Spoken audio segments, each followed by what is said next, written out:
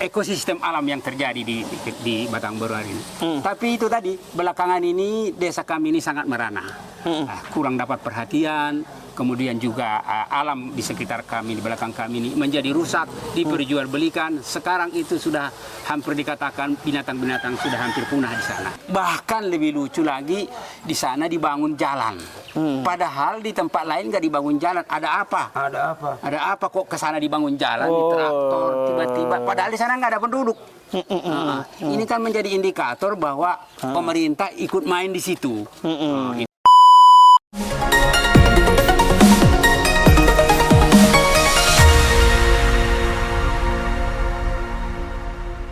Dari Desa Batang Baru Harjulu, bincang tipis-tipis kembali menjumpai Anda bersama saya, Herman Tale Daulay, di channel Tale Tries Info. Di channel ini, berbagai isu terkini yang menjadi perhatian publik dan narasumber yang kita hadirkan untuk membahas isu tersebut akan kita iris-iris menjadi tipis-tipis. Pada tayangan kali ini, kita langsung wawancara Bapak tokoh nasional, Bapak Maradaman Harahap, Haji Maradaman Harahap. Beliau adalah tokoh Paluta yang tinggal di Jakarta, mantan komisioner Komisi Yudisial dan penerima Bintang Mahaputra. Beliau lahir tepatnya di rumah panggung ini, Desa Batang Baru Harjulu, Padang Lawas Utara. Beliau sekarang khusus berkunjung ke kampung halaman. Nanti kita tanyakan apa motivasi beliau berkunjung ke kampung halaman ini saat ini, dan beliau akan bercerita tentang Paluta dengan titik epicentrum Batang Baru Harjulu, bagaimana masa lalu, masa kini, dan harapannya di masa mendatang. Mulai dulu Pung Maradaman, apa motivasi pulang kampung kali ini? Ya. Makasih. Bismillahirrahmanirrahim. Assalamualaikum warahmatullahi wabarakatuh. Waalaikumsalam warahmatullahi wabarakatuh. Saudara Herman Tale Daulay dari Bincang Tipis. Pertanyaannya sangat menarik. Ya. Mengapa saya yang sudah sepuh ini datang ke Paluta saat pilkada, yang saat ini sedang rame-ramenya. Perlu saya sampaikan, motivasi saya datang ke Paluta adalah untuk mendukung pencalonan Hamsir Rudin Siregar dan Purba Hasibuan Paslon 2 untuk calon Bupati Kabupaten Padang Lawas Utara. Mengapa saya harus mendukung? Karena pertama, beliau itu saya kenal sudah cukup lama. Kami dulu sama-sama di Cengkareng, Jakarta, belum seperti sekarang ini. Tapi dengan kerja keras beliau dan kegigihan beliau, keseriusan beliau di dalam menata kehidupan, akhirnya beliau berhasil menjadi orang yang katakanlah dalam bahasa Batang Baruarnya orang deheb, punya duit, sehingga beliau itu untuk urusan dunia sudah selesai dengan dirinya sebetulnya. Lalu kami melihat bahwa kondisi Padang Lawas Utara, terutama di kampung kami ini, dulu sangat enak tinggal di sini, sangat nyaman, sangat damai, tidak ada perselisihan antara satu dengan yang lain. Semua keluarga besar Batang Baru Harjulu. Tetapi sesuai dengan perkembangan zaman, ya begitulah namanya kemajuan zaman, akhirnya terjadilah pengkotak-kotakan dan sebagainya, sehingga merambatlah kepada kondisi alam Batang Baru. Ya, yang dulu alam Batang Baru yang kita kenal di hutan di belakang sana. Belakang rumah ini Pun, nggak jauh dari rumah ini? Tidak jauh dari rumah ini, adalah hutan yang sangat indah. Di sana banyak tumbuhan yang baik itu flora dan fauna. Ya, kalau floranya adalah macam-macam di situ. Kalau binatangnya binatang liar, mulai dari macan, rusa, kijang, pelanduk, tapir, beruang, belum lagi primata. Ada namanya kerek, lutung, ada namanya monyet, ada namanya imbo. Itu apa bahasa imbo? Siamang. Beruang. Itu kita bisa menikmati suaranya bertalu-talu kalau dia pagi atau sore, kita mendengar di sini dari hutan sana. Jadi saking indahnya ekosistem alam yang terjadi di Batang Baruar ini. Tapi itu tadi belakangan ini desa kami ini sangat merana. Kurang dapat perhatian, kemudian juga alam di sekitar kami, di belakang kami ini menjadi rusak, diperjualbelikan. Sekarang itu sudah hampir dikatakan binatang-binatang sudah hampir punah di sana. Sulit kita menemukan jejak rusa, sulit kita melihat jejak kijang dan sebagainya. Apalagi macan, sudah puluhan tahun tidak pernah kita kelihatan lagi di sana. Gajah satu. Gajah dulu pernah. Ada gajah sampai di sini dulu? Pernah dulu ada gajah sampai. Perhatikan ayat obong kami. Iya, dulu gitu. Jadi memang melihat dari perkembangan ini, kami sebetulnya ya merasa prihatin. Dulu sedikit dulu, Bang, manfaat hutan itu dulu terhadap kampung setempat apa dulu dari segi pencerahan mata? Sedikit dulu, karena manfaatnya dulu. Betul. Itu rumah itu sangat bermanfaat untuk penduduk Batang Baruar. Mengapa saya katakan bermanfaat? Kehutanan tadi itu ya? Kehutan di sana banyak tumbuhan yang bisa dimanfaatkan untuk konsumsi. Misalnya ada simiak, namanya itu bisa untuk sayur, enak sekali itu. Ada sihim. Waduh, sihim enak ini, ada asam-asam. hosur, ada lacat, ada palak, ada tarutung. Aduh.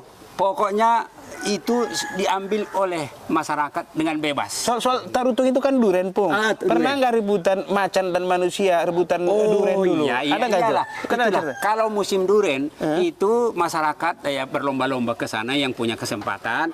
Mereka bikin gubuk sementara di situ, bandar namanya, gubuk lah ya. Itu dibikin di situ, berjaga malam menunggu pohon durian jatuh, karena tidak boleh diambil ke atas, nggak boleh, jadi harus yang jatuh yang boleh diambil. Nah situ ada cerita, tidak bisa dipanjat. iya, dan tinggi. Oh iya, enak ya dagingnya. Ya. Lalu itu ada cerita yang betul-betul menyeramkan dan juga sekaligus jadi hiburan. Itu konon orang-orang yang menunggu duren itu bisa kadang-kadang berpapasan dengan macan atau harimau. Dan itu biasa, Bang? Biasa. Tapi karena kebutuhan dia tercapai, kan macannya nggak terlalu galak ya? Karena dia punya makan, biasanya nggak galak ya? Paling-paling kan orang yang tinggal itu pakai alat senter atau dia dengan suara dengan membengkak, ya, biar dia macannya kabur. Karena konon menurut orang, kalaupun kita takut sama macan, tapi macan lebih takut kepada manusia. Dulu gitu orang dulu berpikir ya. Kalau sekarang kan lari ngibrit, Pak. Iya, jadi begitulah, hutan itu sangat bermanfaat untuk masyarakat Batang Baruar, manakala tidak sedang musim bersawah. Ya. Kalau sawah ya fokus ke situ, ke sawah ya. Kalau nanti, karena dulu di berarti, sini. maaf saya potong dulu dialog dulu kita. Berarti kijang itu, rusa itu masih bisa makan santapan penduduk kalau lagi. Saya sering ikut berburu rusa. Baik berburu secara berkelompok maupun menyenter namanya, malam-malam menyenter itu. Jadi abang saya kebetulan dia paling tua, jago nembak. Haji Sultan namanya, rumahnya di situ ya. Itu orang paling jago di Batang Baruar nembak. Jadi kami pernah itu memburu rusa, kijang, memipit segala macam, sering dapat. Iya. Ini nak pakai cerita. Jadi Pung, dulu masyarakat Batang Baruar ini pada umumnya dengan adanya hutan dulu itu artinya untuk makanan buah-buahan ada, sayur-sayuran ada, daging ada, karnivora, omnivora, semua ada. Itu berharga banyak. Kayu berharga. Itu dulu. Masa nostalgia.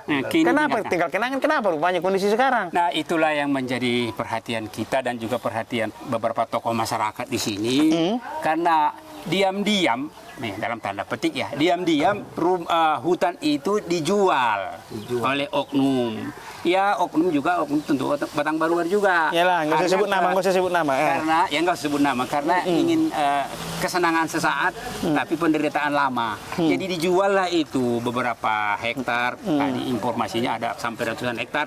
Dan sekarang itu ditanamin, ada sawit, ada karet. Bahkan lebih lucu lagi, di sana dibangun jalan. Padahal di tempat lain nggak dibangun jalan. Ada apa? Ada apa kok ke sana dibangun jalan, di traktor, tiba-tiba. Padahal di sana nggak ada penduduk. Ini kan menjadi indikator bahwa pemerintah ikut main di situ. Gitu. Jadi inilah yang kita sayangkan, dan ini saya mendapatkan informasi dari cucu saya Waludin, sebagai seorang lawyer juga, sudah dicoba menggugat hal itu kepada yang berwajib, dan mereka sudah menghadap Polsek, menghadap kejaksaan dan sebagainya, tapi ya tidak ada tindak lanjut. Itulah sebetulnya sangat miris kita melihat kondisi di Batang Baruar ini sekarang. Jadi hutan yang udah lenyap semua itu yang Opung ceritakan tadi Kalau semua itu. dikatakan lenyap seluruhnya tidak, tapi sudah jadi gundul. Tadi kita lihat dari sana. Ya, jadi kayak hewan satwa-satwa tadi udah nggak ada. Sulit ditemukan. Padahal dulu Opung dulu di rumah panggung ini bekas jejak kaki harimau biasa dulu. Dulu biasa. Biasa di sini dulu ya. Iya. Makanya dibikin rumah panggung ini Iya, supaya betul. binatang buas nggak masuk ke rumah ya kan? Betul. Oke. Ada satu lagi. Apa, Pung? Paling parah. Ini kalau musim hujan, erosinya turun ke sungai Batang Baruar itu. Waduh. Sangat keruh. Nanti rusak dan itu semua lingkungan ya. Oh, iya. Dan oke Pung, terakhir ini harapan Opung ke depan apa Pung? Harapan saya ke depan mudah-mudahan ya masyarakat bisa melihat kondisi yang seperti ini dan dengan kondisi yang ada mudah-mudahan aja ada perbaikan nanti dengan Kemenangan. yang baru, dengan kemenangan. Kita harapkan dengan kemenangannya Paslon 2. Ya. Nanti kalau memang itu diizinkan Allah menang, saya juga akan memberikan masukan kepada beliau bagaimana kemudian menata Paluta ini secara makro maupun secara mikro. Jadi saya begitu nanti dia menang, saya akan pulang lagi bertemu dengan beliau atau mungkin saya temu di Jakarta, saya berikan masukan. Yang mudah-mudahan beliau itu saya pikir ya menerima pendapat dan saran kita. Itu harapan saya, karena itu dimohonlah kepada masyarakat Batang Baruar terutama kita bincang-bincang tipis di sini supaya pada tanggal 27 bulan November ini mencoblos nomor 2. Yang lain silakan apa-apa ya. Kalaupun dia apa ya nanti yang penting di bilik suara itu. Ya kalaupun saya condong sih udah jangan pilih yang lain, tapi pilihlah nomor 2. Oke, demikian bincang tipis-tipis dengan tokoh nasional asal Batang Baruar Julu Paluta, Bapak Haji Maradaman Harahap. Sampai bertemu kembali. Assalamualaikum warahmatullahi wabarakatuh. Waalaikumsalam warahmatullahi wabarakatuh.